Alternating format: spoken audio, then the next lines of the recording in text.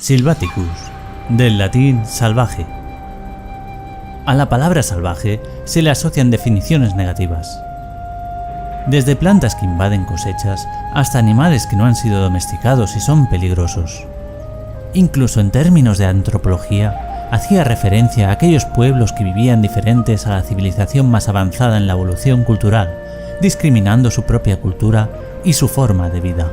Aunque para todos los apasionados de la naturaleza definimos lo salvaje o lo silvestre como puro, sin que otra especie o factor lo haya condicionado, hoy en Antenas os traemos a una hormiga carpintera salvaje, aunque a diferencia de otras Camponotus, estas son muy poco agresivas y muy pacíficas. Dejadme que os presente a las Camponotus sylvaticus. Gracias por estar aquí. Disfrutad.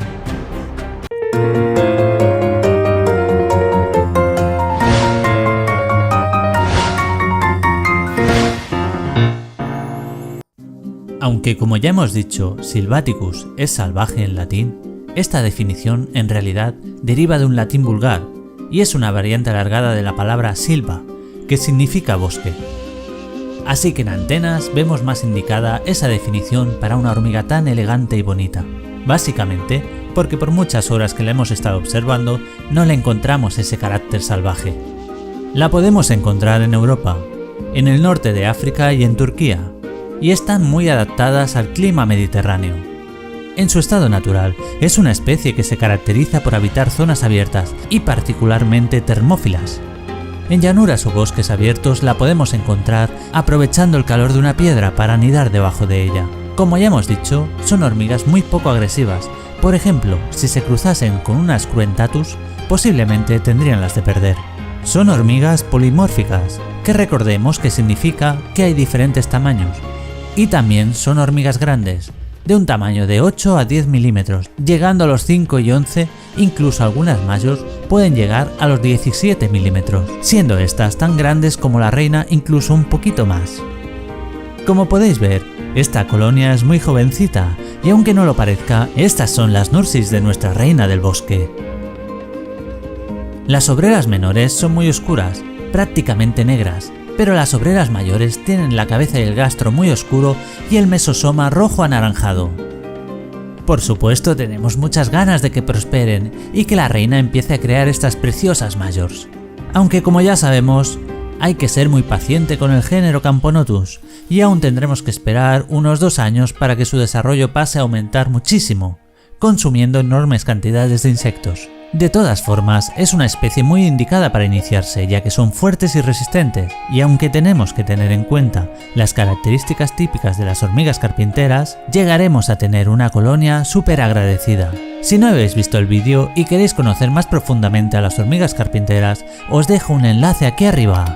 Las colonias son monogínicas, es decir, una reina sola fundará la colonia y esta contará con centenares de obreras. Las obreras buscarán pequeños insectos y también el mielato de pulgones y néctar de las plantas. Así que en cautividad la alimentaremos con alimentos dulces, desde agua con azúcar, aguamiel, frutas y con proteínas. Al ser una especie de tamaño considerable, nos vendrá muy bien ofrecerles un aporte de insectos abundante para su desarrollo cuando empiecen las grandes puestas.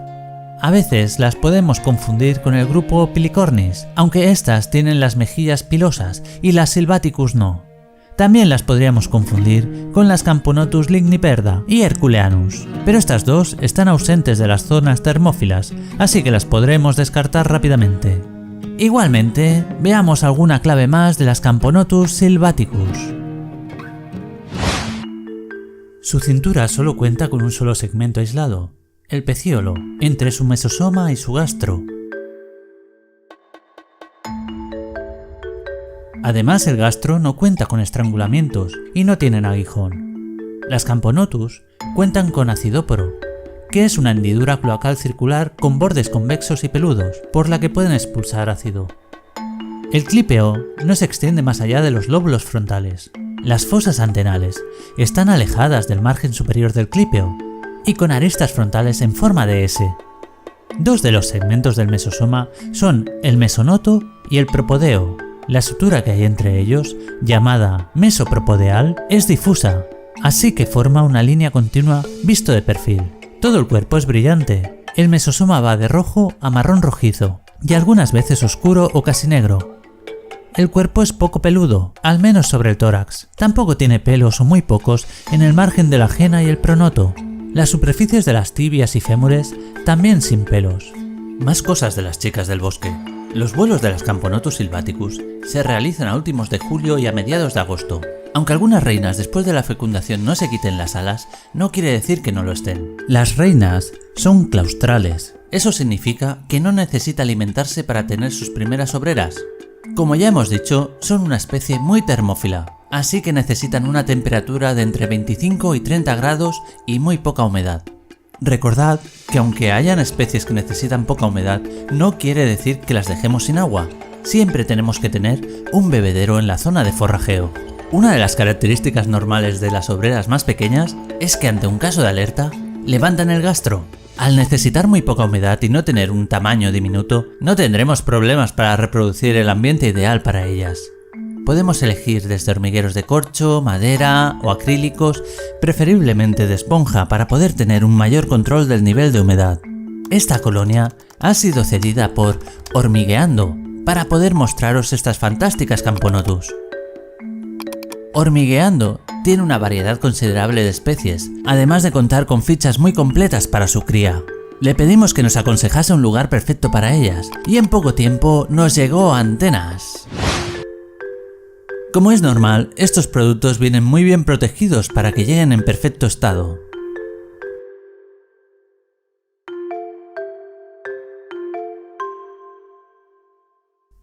Aquí tenemos la propuesta de Hormigueando para nuestra colonia de Camponotus sylvaticus. Se trata de un hormiguero Anmeta H12x8. Además nos trae un par de accesorios que ahora comentaremos.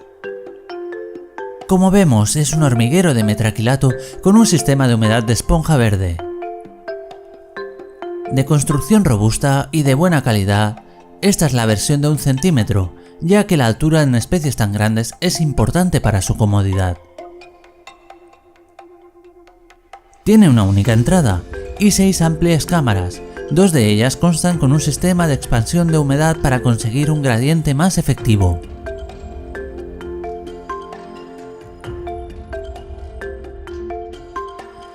Los accesorios que hemos comentado antes constan de una puerta con la que cerraríamos completamente el hormiguero,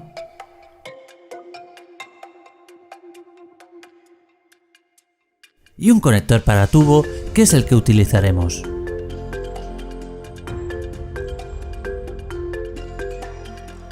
Una cosa de la web de Hormigueando que nos gustó mucho fue el apartado Do It Yourself, hazlo tú mismo, para poder darles un toque personalizado a nuestros hormigueros. Podemos encontrar muchos artículos y os animo a que le deis un toque creativo con la selección que tienen de rejillas, conectores, tubos. En Antenas hemos utilizado esta sección más de una vez si os fijáis en vídeos anteriores, incluyendo estos productos a nuestros pedidos. En este caso, para sustituir la espuma verde, hemos pedido también espuma de acetato de polivinilo, conocida como espuma PVA. Así que vamos a sustituir la espuma y simplemente retiramos una y cortaremos otra a medida. Lo primero es desmontar el hormiguero. Creo que es útil hacerlo siempre al principio para poder tener una idea de cómo está montado. Así, en un caso de emergencia, podríamos sacar a la colonia lo antes posible si fuese necesario. Y aquí tenemos la espuma verde, y sin más complicación la podemos retirar.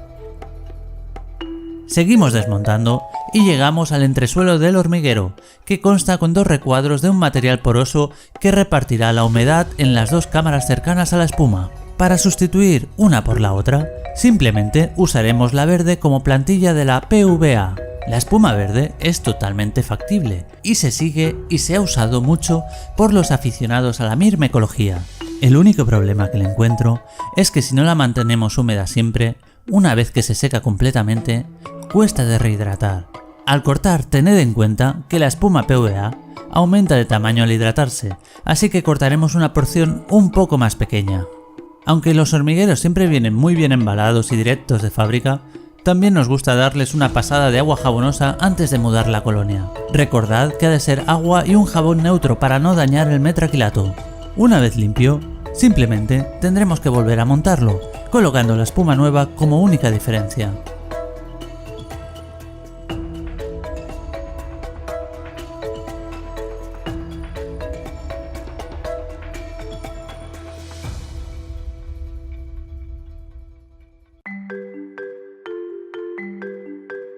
En la web de Hormigueando también podemos encontrar el apartado de cajas de forrajeo. Como es normal, para una especie grande hemos escogido un hormiguero grande y necesitaremos una caja de forrajeo grande.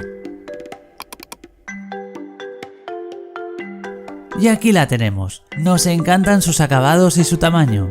Consta con una tapa con rejilla metálica para tener una buena ventilación. Tiene dos salidas para acoplar dos conexiones o tubos con tapones incorporados. Ya que el diámetro de la salida del hormiguero es igual a la entrada de la caja de forrajeo, podremos usar varias opciones para su unión. Yo recomiendo dos. La primera y más fácil es usar tubos de diferentes diámetros. Primero uno para el conector del hormiguero y después otro para la entrada de la caja de forrajeo.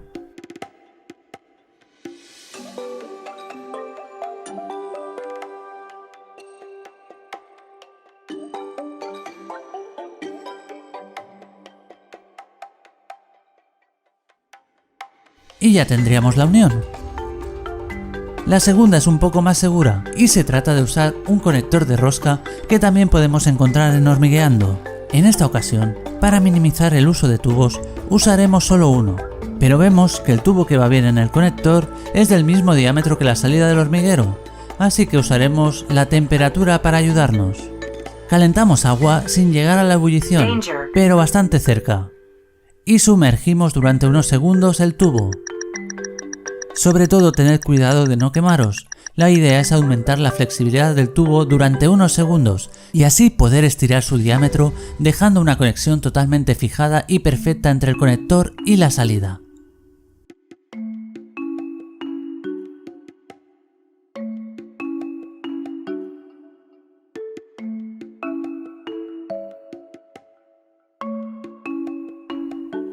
El raccord tiene un pequeño estrechamiento en el lado de la rosca que nos preocupa. El tamaño de la reina es considerable y podría ser que fuese muy justo para entrar ella y las futuras mayors. Así que usando el disco de corte de la herramienta multiusos, retiraremos el sobrante. Una vez más, por favor, si no sabéis utilizar este tipo de herramientas, pedid ayuda. No queremos que nadie de la colonia salga herido. También pondremos unas patas antivibraciones en la caja de forrajeo para que quede a la altura del hormiguero. Y como ya hemos hecho en casos anteriores, usaremos nuestra técnica de la cinta adhesiva para eliminar la luz lateral rápidamente. Para un acople perfecto entre la caja de forrajeo y el hormiguero, usaremos una junta tórica en el raccord y enroscaremos la conexión.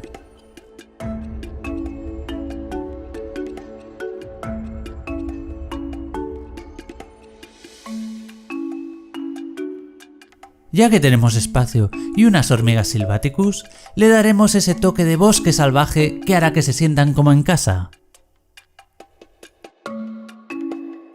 Usaremos un poco de fibra de coco y unas cortezas de pino.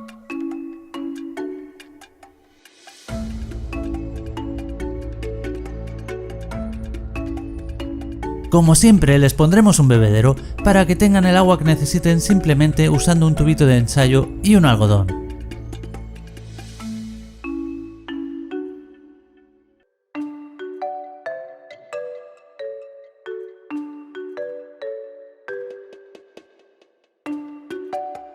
Y para que tengan un buen recibimiento después de tanto estrés, les prepararé un comedero de Hormigueando con su postre favorito, gelatina de fresa.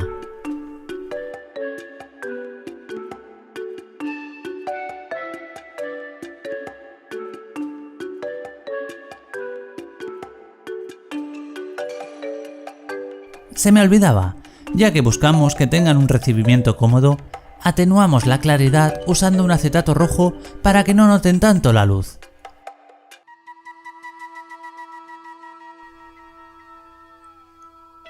es momento de ofrecerles un nuevo hogar, pero igualaremos las condiciones en su antiguo tubo.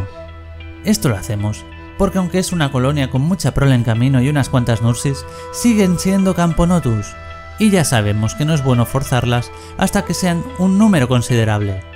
Así que dejaremos que de forma natural elijan ellas cuando quieren pasar a las nuevas dependencias. De momento podrán disfrutar de igual forma de su trocito de bosque y sus manjares. La duda es, ¿cuánto tardarán en querer mudarse a su nuevo nido? Pero eso ya lo veremos en otro episodio de La hormiga salvaje. Una cosa que tenemos todos en común es que más de una vez nos hemos quedado mirando cómo se comportan las hormigas en la naturaleza. Y es que al verlas en un entorno natural, cómo avanzan en fila y cómo sortean obstáculos, es un espectáculo hipnotizante que estoy seguro de que nos atrae a toda la familia de antenas. También podemos ver que la naturaleza de las hormigas es anidar en el suelo. Por eso evitamos zonas de forrajeo con tierra para prevenir que la colonia abandone nuestro hormiguero artificial. Aunque quizás tenemos una alternativa. No os perdáis este capítulo de hoy si queréis aprender a hacer una zona de forrajeo natural sin peligro de mudanzas. Como ya sabemos, podemos hacer una configuración natural donde pueden vivir nuestras hormigas perfectamente y así observar su comportamiento interactuando con un mini ecosistema formado por nosotros. Esto lo veíamos en la construcción de un vivarium. Es cierto que aparte de los cuidados de nuestras pequeñas, también tenemos que prestar atención a su zona vegetal y a su microfauna. Y puede que por mucho que nos guste, no tengamos el tiempo necesario para todo el conjunto. Además, también perderíamos de vista el hormiguero seguramente, y no podríamos estudiar el comportamiento de nuestra colonia. Os quiero presentar a una de las colonias Mesor Barbarus que, como vemos, la caja de forrajeo se les queda un poco pequeña. Así que hoy os voy a mostrar una zona de forrajeo artificialmente natural para observar a nuestras hormigas emulando un trocito de suelo de bosque. ¡Vamos allá! Para empezar necesitamos una caja de forrajeo. Yo la voy a hacer grande, quiero que mis mesos puedan estirar las piernas y como va a ser un proyecto creativo lo voy a hacer todo a mano. Así que iré al bazar multiprecio a comprar un recipiente de plástico. Por menos de 5 euros he encontrado este tamaño enorme. También necesitamos tela mosquitera de aluminio, espuma de poliuretano, silicona para terrarios, cinta de carrocero, pintura, elementos para decorar,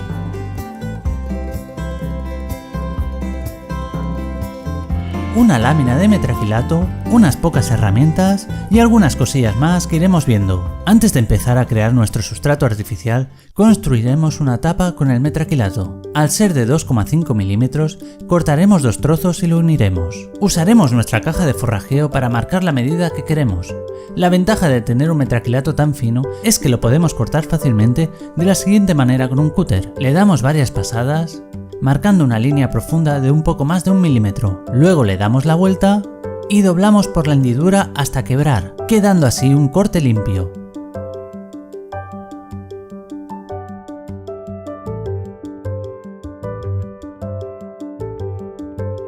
Para el siguiente paso es importante la protección de los ojos, ya que usaremos la herramienta multifunción para dar la forma redondeada a las esquinas.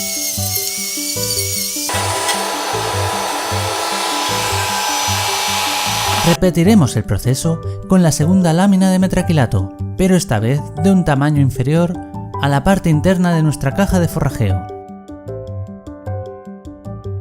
Pondremos las dos láminas juntas para crear el respiradero con una corona de corte. Las fijamos a un mártir de madera con pinzas de presión.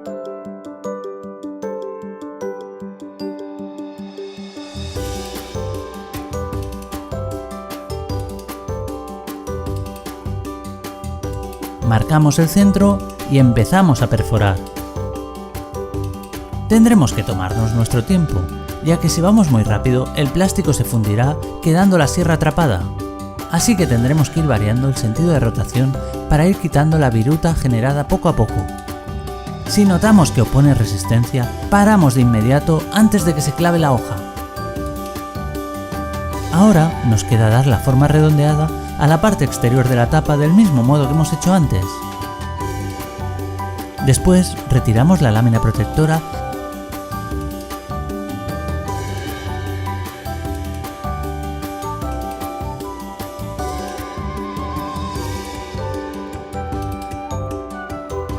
y con unas pasadas de un mini soplete le daremos un acabado pulido a las zonas cortadas. Es importante usar siempre siliconas no tóxicas, en este caso usaremos una translúcida.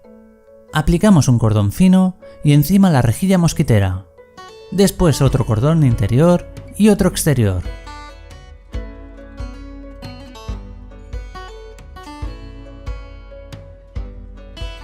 Y pegamos las dos láminas presionando con fuerza para extender bien la silicona y lo dejamos secar. Mientras empezaremos a trabajar la zona de forrajeo. Aparte de la zona interior, también buscamos una estética por la zona exterior, así que lo primero será ocultar todo lo que no queramos que se vea. Usaremos la cinta de carrocero para proteger la zona que va sin pintar. Más o menos la mitad de la caja estará descubierta y la otra mitad oculta. Simplemente pintamos y retiramos la cinta.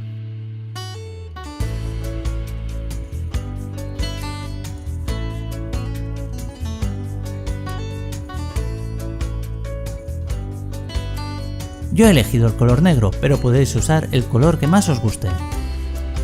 Muy importante para este paso, usaremos unos guantes para protegernos las manos, ya que vamos a trabajar con la espuma. Yo he usado dos botecitos de plástico comprados también en el multiprecios, una rama y corteza de pino.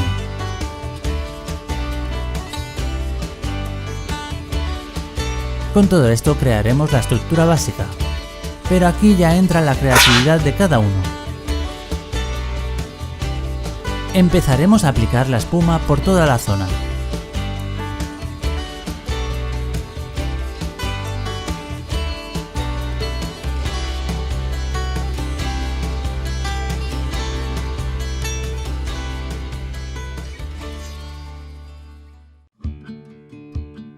Después de aplicarla, si veis que habéis salpicado algo de espuma en zonas que no queréis, se puede retirar fácilmente con un poco de agua.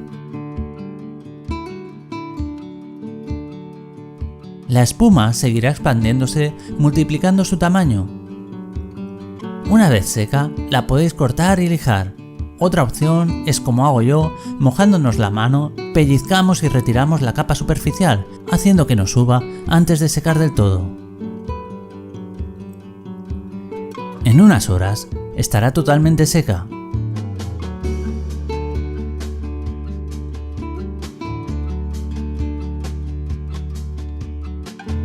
Si os fijáis, hay un hueco en un lateral de la caja, que he dejado así para hacer el acceso a la misma. Para perforar el plástico usaremos una broca de punta de flecha. Primero mellamos un punto a mano para que no resbale el taladro. Y después perforamos. Como ya hemos visto en vídeos anteriores, usamos un raccord de plástico con su junta tórica y su tuerca para realizar el paso.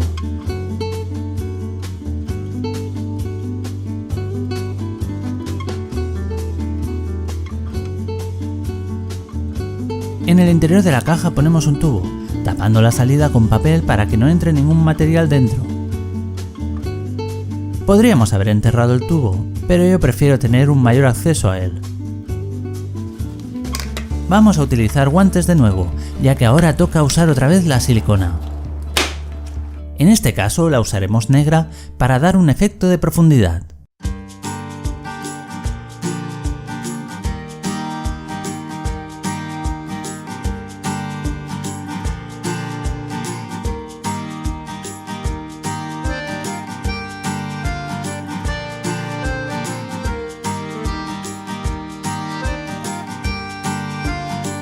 Aplicaremos una capa cubriendo la superficie de toda la espuma y la extenderemos con los dedos para que llegue a todos los recovecos.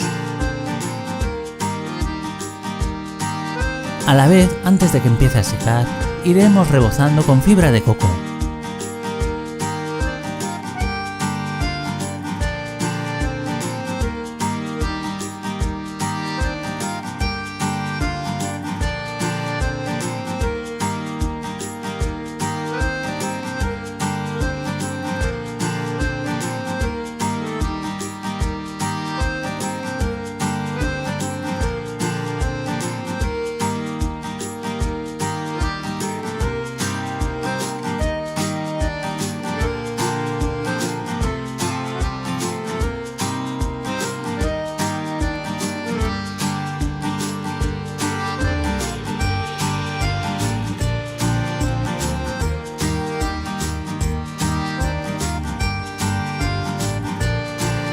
Una vez rebozada toda la superficie, dejaremos secar y retiraremos todo el sobrante que no se ha pegado. Seguramente después de la primera aplicación nos quedará alguna zona sin cubrir. Podemos repetir la operación con fibra de coco o añadir más elementos. Yo usaré musgo sphagnum, más cortezas de pino y algún trozo de pizarra, pero aquí manda vuestra creatividad.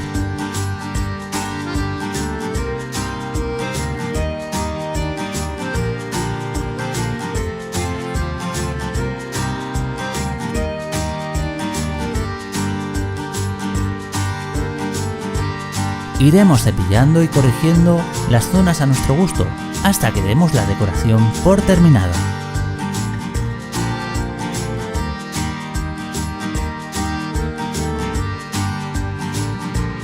Los botes que usé al principio del proceso eran a modo de maceta. Ya sé que hemos dicho que todo es artificial, pero podemos usar las chillansias o claveles de aire, ya que no necesitan sustrato para vivir, en el cual se podría mudar la colonia, y obtendremos un resultado genial para nuestra configuración. Además, con la humedad ambiental tienen suficiente para hidratarse.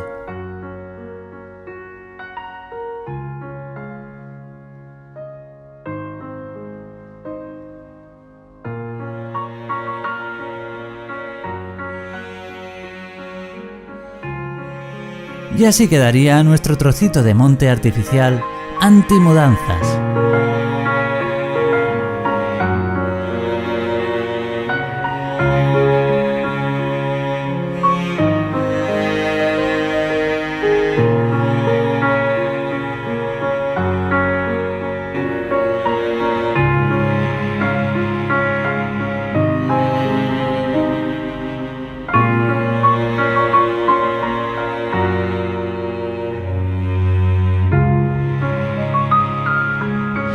Lo siguiente que haremos es crear la conexión de nuestro hormiguero a la caja de forrajeo.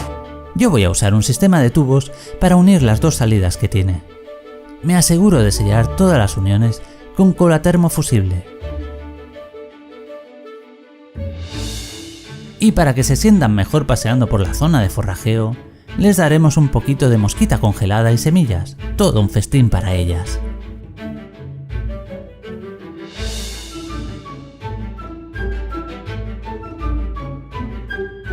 Es importante, como en cualquier caja de forrajeo que vayamos a tener destapada en algún momento, ponerle aceite mineral antifugas. Y llegó el momento de abrir las puertas que tantos meses han estado cerradas.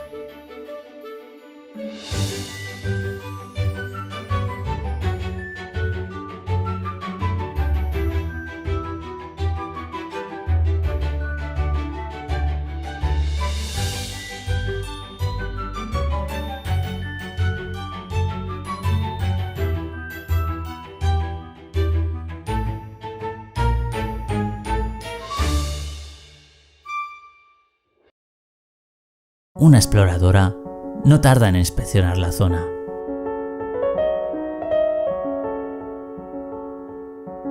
Y poco después se van uniendo más.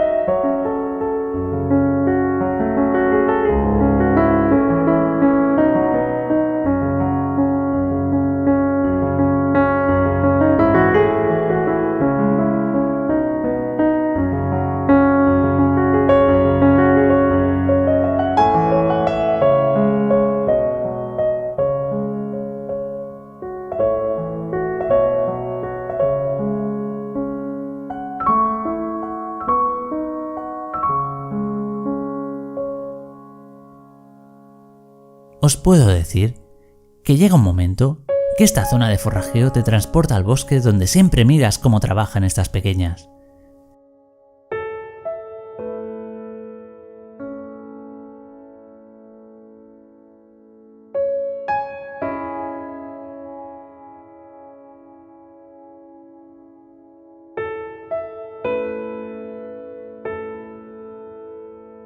Yo lo encuentro súper relajante observarlas aquí, y creo que aunque siga siendo artificial, les encanta recorrer su nuevo territorio. ¿Podría ser que introducir un nuevo territorio que conquistar afectase en algún modo a la expansión de esta colonia? Seguiremos de cerca sus avances y veremos cómo evolucionan. Pero eso ya será en otro episodio de Antenas.